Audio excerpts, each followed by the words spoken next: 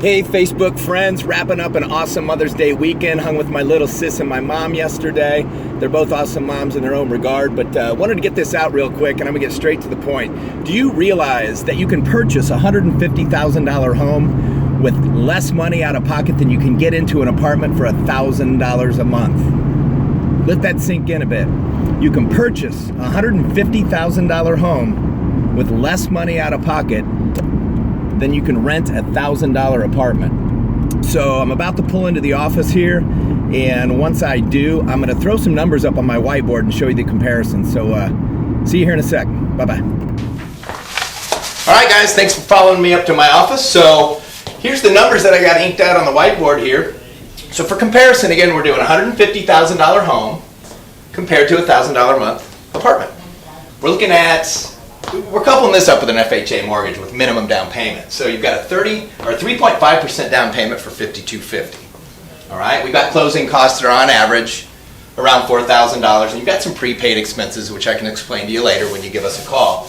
That's really just like your escrows, your taxes, and your insurances, things of that nature. So total cost for you to get into this $150,000 house would normally be $11,150. That's for everything, but the first time homebuyer program that we're shooting this video on, we actually reach out to the MHDC, which will give us, I get you pre-approved for the loan, you automatically get qualified for this $5,891, which is awesome, okay?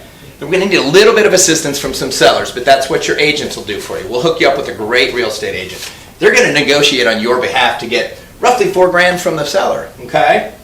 So look at this, the $11,150 minus these two numbers, you've got about $1,000 left over, but what that is, that's an earnest deposit check that you'll write upon contract acceptance. So really it's about $1,000 out of pocket.